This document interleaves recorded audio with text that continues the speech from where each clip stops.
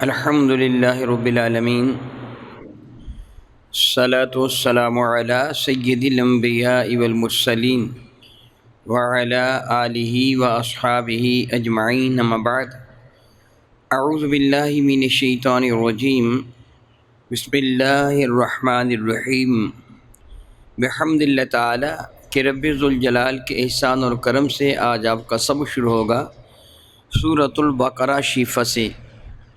یہ سورہ برکہ قرآن مجید فرقان حمید کی موجودہ ترتیب کے اعتبار سے دوسرے نمبر پر ہے، یعنی پہلے سورہ فاتحہ، اس کے بعد سورہ بقرہ۔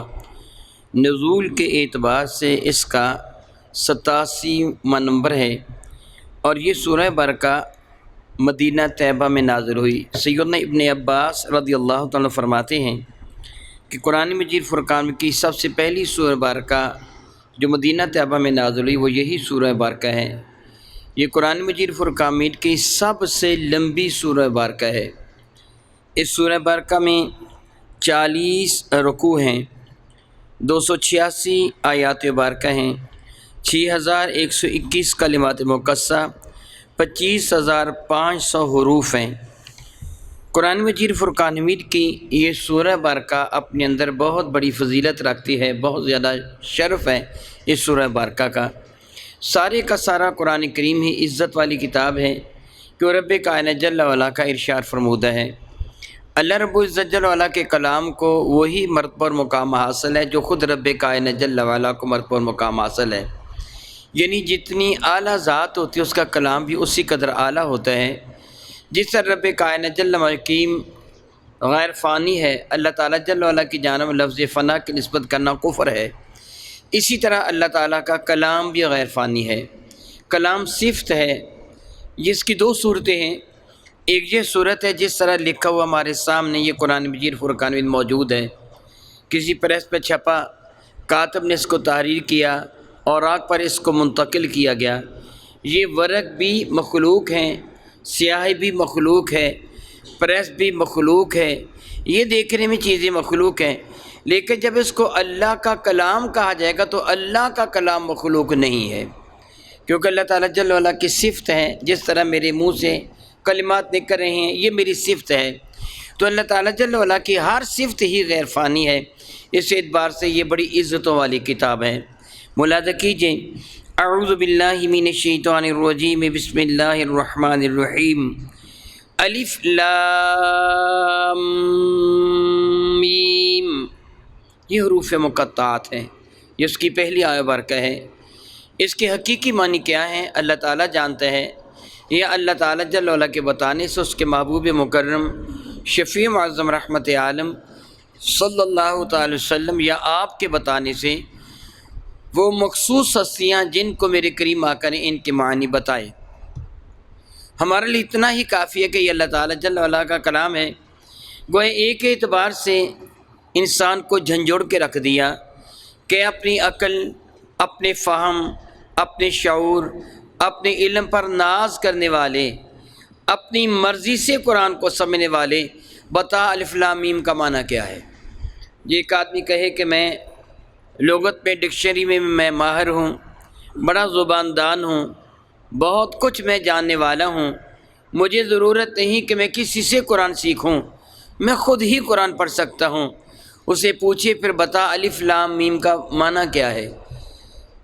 معلوم ہوا کہ قرآن مجید فرقان کو سمجھنے کے لیے تیری اپنی ذاتی عقل، فہم و شعور ہی کافی نہیں، تجھے بارگاہ مصطفیٰ میں حاضری دینا ہوگی، میرے نبی سے پوچھنا ہوگا کہ اس کا معنی کیا ہے، اور وہ جو تعین فرمائیں گے اسی کو تو نے قبول کرنا ہوگا۔ تیری اپنی عقل کی یہاں کوئی بھی بھاگ دوڑ نہیں ہے۔ پھر ارشاد فرمایا ذالک الکتاب لا ریب فیہ ھدی للمتقین، ذالک الکتاب، ذالک الکتاب، ذالک اس میں اشارہ ہے جو بعید کے لیے آتا ہے، دور والی شے کو ذالکہ اور قریب والی شے کو عربی میں تلکا کہتے ہیں، کہ تلک الکتاب یہ کتاب، ذالک الکتاب وہ کتاب۔ قرآن مجید فرقان بازار تو ہمارے قریب ہے، حصی طور پر میں نے اس مبارک کتاب پہ اپنے ہاتھ رکھے ہوئے ہیں، یہ میرے قریب ہے، میرے سامنے ہے، لیکن عزت کے اعتبار سے یہ بہت بلند ہے، بہت بلند ہے، بہت دور ہے اس کا مرتبہ اور مقام کہ انسان دیکھے تو اس کی اپنی پگڑی گر جاتی ہے، ابھی اس کی انتہا کو نہیں پہنچ سکتا۔ اس اعتبار سے کسی بھی عزت والی شے کے لیے یہ لفظ استعمال کیا جاتا ہے۔ اردو میں ہم ترجمہ کرتے ہوئے ایک جملہ ادا کرتے ہیں، میں مثال دے کے سمجھاؤں گا اور سمجھنا آپ کے لیے انشاءاللہ آسان ہو جائے گا۔ پہلا ترجمہ اگر تل کا کہا جائے، تل کل کتاب، یہ کتاب بڑی شاندار ہے، ایک یہ جملہ ہوا۔ یہ کتاب بے عیب ہے، یہ جملہ ہوا۔ اور دوسرا جملہ، یہ وہ کتاب ہے جو بہت شاندار ہے۔ دیکھیے بات میں قوت پیدا ہو گئی لفظ وہ کہنے سے۔ یہ وہ کتاب ہے کہ جس میں کوئی شک نہیں ہے۔ ایک ہے یہ وہ کتاب ہے جس پہ شک نہیں، ایک ہے یہ وہ کتاب ہے جس پہ شک نہیں۔ تو لفظ وہ اس میں اشارہ جو بعید کے لیے ہے، دور کے لیے ہے، ذکر کر کے عزت و عظمت میں اضافہ ہو گیا، بات میں زور پیدا ہو گیا۔ اور قرآن مجید فرقان فصاحت و بلاغت کا شاہکار ہے، اس لیے سے وہی انداز اختیار فرمایا جو اہل عرب کے ہاں فصاحت و بلاغت کی بلندی پہ فائز تھا۔ چھو نہیں رہا تھا بلکہ بلندی پہ فائز تھا۔ ایک جملہ ہے نا کہ بلندیوں کو چھو رہا تھا، نہیں، چھو نہیں رہا تھا، بلندیوں پر فائز۔ رب کریم فرماتا ہے ذالک الکتاب لا ریب۔ قرآن مجید فرقان کی تلاوت کرتے ہوئے ملاحظہ فرمائیں گے، جب آپ زیارت کر رہے ہوں گے قرآن کریم فرقان مجید کی، یعنی اوپر دیکھ کر تلاوت کریں گے، لفظ لا ریب کے بعد ایک وقف کی علامت جیم لکھی ہوئی ہے جس کا معنی ہوتا ہے وقف جائز، یہاں رکنا جائز ہے۔ صلی وصل سے ہے جس کا معنی ہوتا ہے اس کو ملا لیجئے۔ اس کے اوپر 3 نقطے ہیں اور حاشیے پر لفظ معانقہ لکھا ہوا ہوتا ہے۔ معانقہ کا لفظی معنی تو جو عام طور پر استعمال کیا جاتا ہے، ایک دوسرے کے گلے ملنا، مصافحہ ہاتھوں کا ملانا، معانقہ گلوں کا یعنی ایک دوسرے کے ساتھ ملنا۔ عنق گردن کو کہتے ہیں عربی میں، معانقہ ایک کے ساتھ دوسرے نے گردن کا ملانا، گلے ملنا، جس کو ہم عرف عام میں کہتے ہیں۔ اس کا معنی کیا ہوتا ہے یہاں 3 نقطوں کا؟ اس کے بعد لفظ فیہ پر بھی جیم وقف جائز کی علامت ہے اور اس کے اوپر 3 نکات لگائے گئے ہیں۔ حاشیے پر لفظ معانقہ لکھا ہوا ہے۔ مراد یہ ہوگا کہ دونوں میں سے ایک جگہ آپ نے ٹھہرنا ہے اور دونوں میں سے دوسری جگہ آپ نے نہیں ٹھہرنا ہے، ملا کے پڑھنا ہے۔ میں دونوں ہی طریقے سے آپ کے سامنے ترجمہ عرض کر دیتا ہوں تاکہ آپ کو میری بات کا سمجھنا آسان ہو جائے۔ پہلے میں ملاتا ہوں اور پھر میں اس پہ وقف کر کے ترجمہ کروں گا۔ بسم اللہ الرحمن الرحیم۔ ذالک الکتاب لا ریب فیہ۔ اب میں نے لا ریب کو فیہ کے ساتھ ملا دیا، معنی یوں بنے گا ذالک الکتاب لا ریب فیہ، یہ وہ شاندار کتاب ہے کہ جس میں شک نہیں ہے۔ فیہ اس کے اندر، یہ وہ لا ریب کتاب، یہ وہ شاندار کتاب ہے کہ اس میں شک نہیں ہے۔ اب لفظ ریب پہ رکوں گا، فیہ کو ھدی للمتقین کے ساتھ ملاؤں گا، معنی یوں بنے گا ذالک الکتاب لا ریب، یہ وہ کتاب ہے جو شک و شبہ سے بالاتر ہے۔ فیہ ھدی للمتقین، اس کتاب میں متقیوں کے لیے ہدایت ہے۔ دونوں اعتبار سے معنی صحیح بنے گا، یعنی فیہ کو اگر متقین کے ساتھ ملائیں گے تو معنی بنے گا اس کتاب میں متقی لوگوں کے ساتھ ہدایت ہے۔ اگر فیہ پر رکیں گے پھر معنی ہوگا اس کتاب میں کوئی شک نہیں ہے۔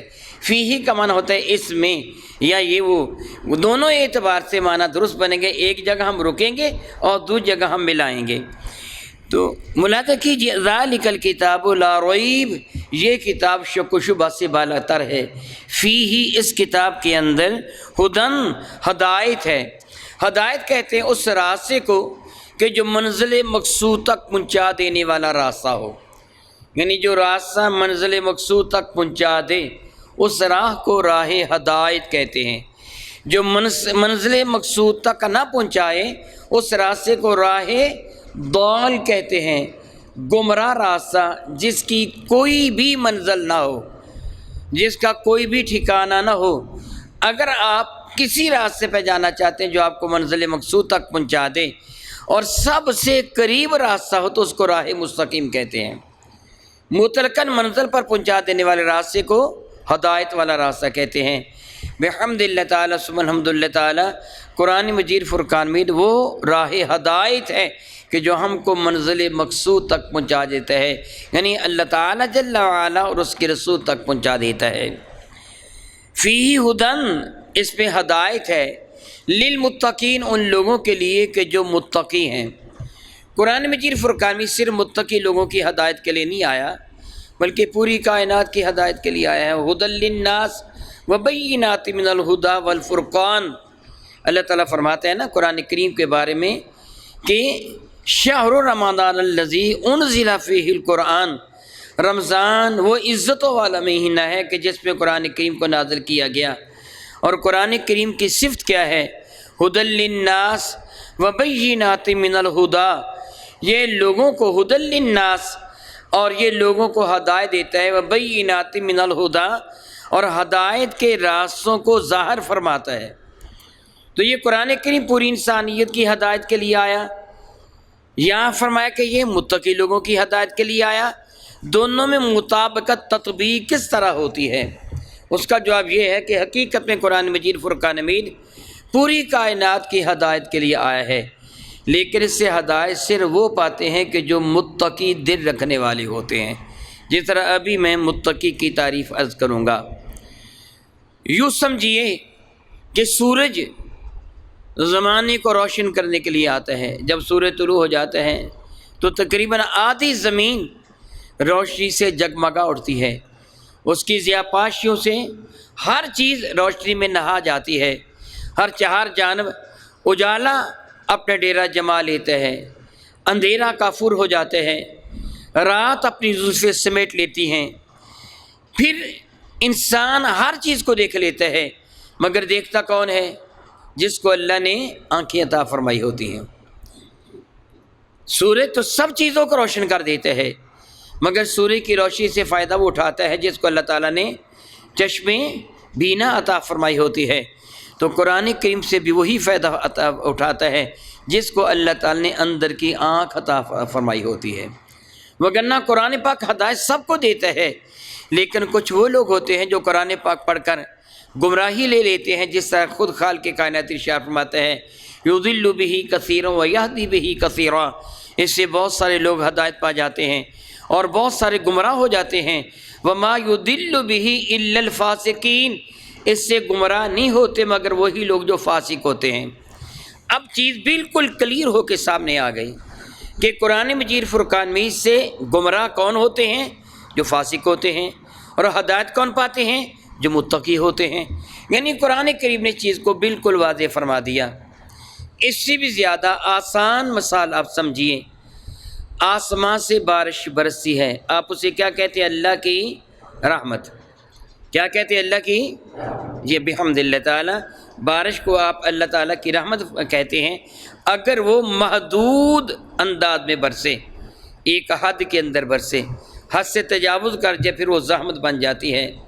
یہ بارش جب پھولوں پہ برستی ہے، جب گلستان پہ برستی ہے، لہلہاتی ہوئی فصلوں پر، کھیتوں پہ برستی ہے، پھر آپ کیا منظر دیکھتے ہیں کہ کھیتوں کی ہریالی میں اضافہ ہو جاتا ہے، درختوں کے پتے دھل کر نکھر آتے ہیں، ان کا حسن دوبالا ہو جاتا ہے، پنکھڑیوں پہ، پھولوں پر عروج آ جاتا ہے، ان کی خوشبو میں اضافہ ہو جاتا ہے، پھل زیادہ رسیلے ہو جاتے ہیں۔ گویا جب یہ بارش ان اچھی اشیاء پہ برسی ہیں تو ان کے فیض و برکات میں اضافہ ہو جاتا ہے۔ یہی بارش اگر گندگی کے ڈھیر پر برسی ہے، اگر مردہ لاشوں پہ برسی ہے تو پھر کیا ہوتا ہے؟ ان کی بدبو میں اضافہ ہو جاتا ہے، سرانٹ میں اضافہ ہو جاتے ہیں۔ یوں سمجھیے قرآن مجید فرقان مجید اللہ تعالیٰ کی رحمت کی بارش ہے۔ بھلا میں نے کیا کہا؟ قرآن کی اللہ تعالیٰ کی رحمت کی بارش ہے، اور بارش بغیر وسیلے کے نہیں برستی، بارش کے برسنے کے لیے وسیلہ ہوتا ہے۔ بھلا کون سا؟ بادل۔ بارش برستی ہے لیکن بارش کے برسنے کے لیے اللہ تعالیٰ آپ کے لیے بادل کو وسیلہ بناتا ہے، اور یہ زمین وہ جگہ ہے جس جگہ بارش برستی ہے۔ علماء شافعی یوں سمجھیے قرآن کریم اللہ تعالیٰ جل وعلا کی رحمت کی بارش ہے۔ میرے کریم آقا رحمت عالم اس بارش کے لیے وسیلہ عظمیٰ ہے، جن کے صدقہ سے یہ رحمت اللہ تعالیٰ نے ہمیں عطا فرمائی۔ انسانوں کے دل اس بارش کے لیے برسنے کی جگہ ہے، ظرف ہے، جس جگہ وہ بارش برسے گی۔ اگر دل میں نبی مشرف رحمت عالم صلی اللہ علیہ وسلم کی محبت کے پھول کھیلتے ہوں، پھر یہ بارش برسے گی تو پھر خوشبو میں مزید اضافہ ہو جائے گا، نعت مصطفیٰ کے مزید پھول کھیلیں گے، مزید کلیاں چٹکیں گی، مزید کونپلیں نکلیں گی، اس باغ میں مزید بہار آ جائے گی۔ لیکن اگر دل میں کفر کی نجاست ہو، میرے نبی سے نفرت ہو، پھر اس قرآن کریم سے دل میں سران پیدا ہوگی، بدبو پیدا ہوگی۔ قصور قرآن پاک کا نہیں، تیرے دل کا ہوگا۔ قرآن مجید فرقان میں اشارہ گرامی قدر فرمایا، یہ ہدایت ہے ان لوگوں کے لیے جو متقی ہیں۔ یہاں متقی کی ڈیفینیشن جو رب کریم نے ارشاد فرمائی وہ اپنی جگہ لفظ متقی بہت ہی وسیع العریض معنی والی چیز ہے۔ تقویٰ اس کا جامع ترین معنی یہ سمجھیے کہ اللہ رب العزت جل وعلا کا خوف دل میں رکھتے ہوئے ہر اس چیز سے بچ جانا جس سے اللہ نے منع کیا، ہر اس چیز کو اپنا لینا جس کا اللہ نے حکم دیا۔ لفظ تقویٰ جب اللہ تعالیٰ جل وعلا کے ساتھ ہو تو اس کا معنی ہوتا ہے ڈرنا۔ لفظ تقویٰ جب آگ کے یا گناہوں کے ساتھ ہو تو اس کا معنی ہوتا ہے بچنا۔ جس طرح فاتقوا النار التی وقودها الناس والحجارہ، فاتقوا النار اگر یہاں ڈرنا معنی کیا جائے تو معنی یوں بنے گا، فاتقوا النار التی وقودها الناس والحجارہ، ڈرو اس آگ سے کہ جس کا ایندھن انسان اور پتھر ہیں۔ لیکن یہ ترجمہ یہاں نہیں کیا جائے گا، یہاں لفظ تقویٰ کا معنی ڈرنا نہیں بلکہ بچنا کیا جائے گا۔ تو معنی ہم کیا کریں گے؟ فاتقوا النار التی وقودها الناس والحجارہ، بچاؤ اپنے آپ کو اس آگ سے کہ جس کا ایندھن انسان اور پتھر ہیں۔ اور اللہ تعالیٰ کے ساتھ ہو تو وہاں بچنا نہیں بلکہ ڈرنا معنی کیا جائے گا۔ آگ کے ساتھ ہو تو ڈرنا نہیں بچنا معنی کیا جائے گا، اللہ تعالیٰ کے ساتھ ہو تو بچنا نہیں ڈرنا معنی کیا جائے گا۔ جس طرح واتقوا اللہ واطیعون، اللہ سے ڈرو میری اطاعت کرو، یہ نہیں کہ اللہ سے بچو میری اطاعت کرو، یہ نہیں ترجمہ کیا جائے گا۔ اس لیے ترجمہ کرتے وقت صرف وہ لفظ ہی زیر غور نہ ہوگا بلکہ دیکھنا ہوگا یہاں نئے مناسب ترجمہ کیا ہے۔ تو تقویٰ کا معنی رب کائنات جل وعلا کا خوف دل میں رکھتے ہوئے امر بالمعروف نہی عن المنکر اپنے اوپر بھی اور دوسروں پر بھی نافذ کرنا ہے، یعنی اپنے آپ کو ہر اس بات سے بچانا کہ جو اللہ تعالیٰ کی ناراضگی کا سبب ہو۔ سیدنا فاروق اعظم رضی اللہ تعالیٰ عنہ نے حضرت سیدنا کعب احبار رضی اللہ تعالیٰ سے فرمایا تھا، کعب تورات میں تقویٰ کی جو مثال بیان کی گئی ہے ہمارے سامنے اس کا ذکر کر۔ حضرت کعب احبار یہودی تھے، بعد میں ایمان لے کے آئے تھے۔ تو کعب احبار نے عرض کیا کہ حضور، یعنی حضرت سیدنا امیر المومنین فاروق اعظم کو عرض کیا، حضور کبھی آپ جنگل بیابان میں ایسی پگ ڈنڈی، آپ جانتے پگ ڈنڈی جس کو کہتے ہیں ایک تنگ راستہ، ایسی پگ ڈنڈی پر سے گزرے ہوں گے کہ جس کے دائیں بائیں جھاڑیاں ہوتی ہیں؟ فرمان لگے ہاں کئی مرتبہ ایسا اتفاق ہوا گزرا ہوں۔ تو کعب احبار نے عرض کیا، فرمائیے وہاں سے گزرنے کا انداز آپ کا کیا ہوتا ہے؟ اہل عرب ڈھیلا ڈھالا لباس پہنتے تھے، چست لباس نہیں پہنتے تھے کہ جو جسم کے ساتھ جڑا ہوا ہوتا ہے۔ تو آپ نے جو آپ نے فرمایا، کعب جب میں ایسے راستے پر سے گزروں گا تو اپنا دامن سمیٹ کر گزروں گا تاکہ میرا دامن کسی جھاڑی کسی کانٹے سے الجھ نہ جائے۔ تو کعب احبار نے عرض کیا، حضور اسی چیز کا نام تقویٰ ہے کہ دنیا کی اس خاطر وادی سے اس طرح گزر کہ اس کے گناہ آلود کانٹے تیرے دامن طہارت کو آلودہ کر کے نہ رکھ دے، یعنی اپنے آپ کو دنیا کی آلائشوں سے بچانا۔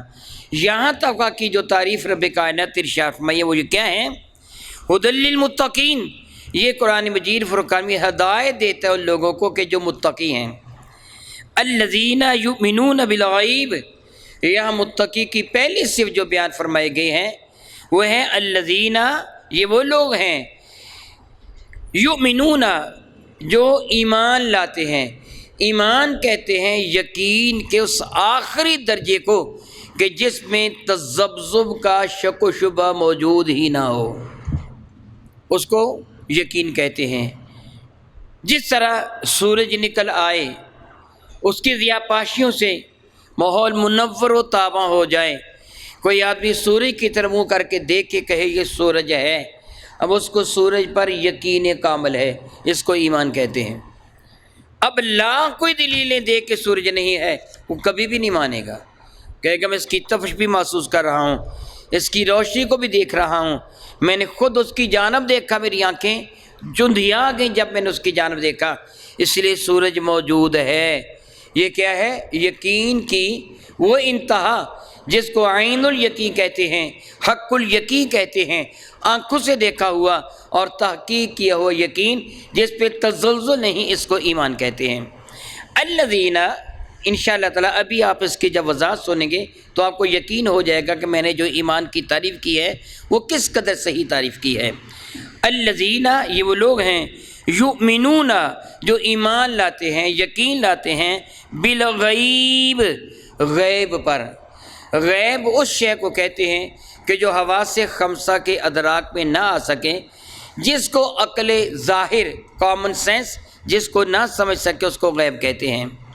جس طرح اللہ تعالیٰ کی ذات، حواس خمسہ 5 حصے ہیں، میں الگ ترتیب ان کا ذکر کرتا ہوں تاکہ آپ کے لیے یاد رکھنا آسان ہو۔ اوپر سے نیچے کی جانب آئیے گا۔ حصے باصرہ، دیکھنے کی حص، کسی بھی چیز کو ہم جانتے ہیں نا یہ چیز موجود ہے تو اس کو پہچاننے کی 5 صورتیں ہوتی ہیں۔ حصے باصرہ، دیکھنے کی، جس طرح آپ مجھے دیکھ رہے ہیں، میں آپ کی زیارت کر رہا ہوں، آپ جانتے ہیں میں بیٹھا ہوں، میں بھی ملاحظہ کر رہا ہوں کہ آپ تشریف فرما ہیں، میں دیکھ رہا ہوں کون کون بیٹھا ہے، یہ قوت باصرہ کے ساتھ۔ اس کے سامنے قوت سامعہ، سننے کی قوت۔ اگر کوئی برآمدے میں بیٹھا ہے، آپ مسجد کے اندر الحمدللہ تعالیٰ بیٹھے ہیں، حال میں جگہ نہ ہونے کی وجہ سے کوئی آدمی برآمدے میں بیٹھ گیا، باہر سپیکر لگے ہوئے ہیں، ان کو میری آواز سنائی دے رہی ہے، ان کو پتہ ہے محمد سعید الحسن گفتگو کر رہا ہے۔ کسی چیز کے جاننے کی دوسری اس کا نام کیا ہے؟ سامعہ، قوت سماعت۔ پہلی کیا ہے؟ قوت بصارت، یہ ہے قوت سماعت۔ آپ اپنے گھر میں گئے، گھر میں جاتے آپ نے کہا خربوزے کون لے کے آیا؟ اہل خانہ نے پوچھا آپ نے دیکھے ہیں؟ آپ نے کہا میں نے دیکھا تو نہیں۔ آپ کو کسی نے بتایا؟ آپ نے کہا میں نے سنا تو نہیں۔ گھر والوں نے پوچھا پھر کیسے پتہ چلا؟ تو آپ کہتے میں نے سونگا، جب گھر میں ہے تو ان کی خوشبو آ رہی تھی۔ اس کو کہتے قوت شامہ۔ گویا جاننے کی تیسری قوت کا نام کیا ہے؟ قوت شامہ۔ چوتھی قوت ہے قوت ذائقہ، جس کا تعلق زبان کے ساتھ ہے۔ پانی میں نمک ہے، کیمیکل ہے، چینی ہے، وہ نہ آپ دیکھ کر پہچان سکتے ہیں، نہ کان میں چند قطرے ڈال کر پہچان سکتے ہیں، نہ سونگھ کر پہچان سکتے ہیں، اس کی موجودگی کا احساس آپ کو قوت ذائقہ دے گی۔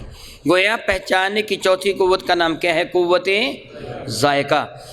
پہچاننے کی 5ویں قوت، اس کو کہتے قوت لامسہ، چھو کر کسی چیز کو پہچان لینا۔ ہم گرمی کو، سردی کو چھو کر پہچانتے ہیں۔ گرمی ہمیں لگتی ہے، نظر نہیں آتی، ہمیں لگتی ہے، نظر نہیں آتی۔ چیز ملائم ہے کہ کردری، ہم اس سے پہچانتے ہیں۔ بلکہ نابین نے اس پر بہت زیادہ انحصار کرتا ہے۔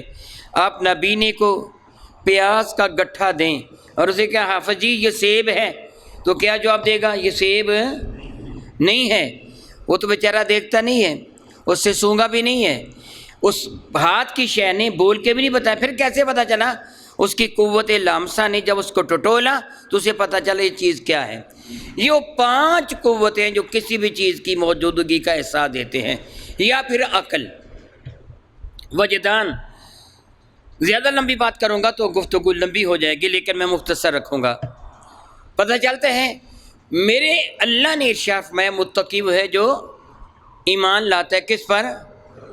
غیب پر ایمان لاتا ہے۔ اور ایمان کسے کہتے ہیں میں پہلے عرض کر چکا ہوں۔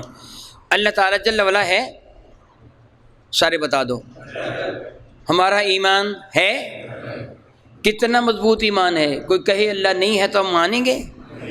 سورج کو دیکھنے والا ہو سکتا ہے غلطی کھا جائے، جس طرح پہلے میں نے مثال دی کہ سورج نکلا ہوا ہو، اس کو دیکھنے والا ہو سکتا ہے غلطی کھا جائے اور کہے کہ میں نے غلط چیز کو دیکھا، لیکن اللہ پر اتنا یقین ہے کہ اس دیکھے ہوئے سے بھی بڑھ کر یقین ہے۔ یہ ایمان ہے نا، یہ کیا ہے؟ ایمان۔ یہ کس کے بتانے سے ہمیں پتہ چلا اللہ ہے؟ نہ تو دیکھا جا سکتا ہے، نہ اس کو سنا جا سکتا ہے۔ حواس خمسہ کے ادراک سے ماورا۔ کس نے بتایا؟ نبی نے بنایا۔ کس نے بتایا؟ جنت کا، دوزخ کا، فرشتوں کا، وحی کا، قیامت کا، میزان عدل کا، الی حاضر القیاس۔ یہ ساری کی ساری باتیں جو غیب پر مشتمل ہیں، جن کو ہماری عقل، فہم، شعور، حواس خمسہ، چھٹی حس کچھ بھی نہیں جان سکتے، وہ سارے کا سارا علم جو ہمیں ہوا وہ نبی کی زبان سے ہوا۔ قرآن کریم نے بالکل اپنی ابتدا میں کیا بتا دیا؟ جس کو نبی پر ایمان کی حد تک یقین ہے، قرآن سے حد ہے، صرف اس کو ملے گی۔ جو اپنی دیکھی تحقیق شدہ چیز کو رد کر دے اور کہہ دے جو میری تحقیق ہے، میری عقل ہے، میرا دیکھنا ہے، میرا فہم ہے، میرا شعور ہے، یہ سب کچھ غلط ہو سکتا ہے، نبی کی بتائی ہوئی بات غلط۔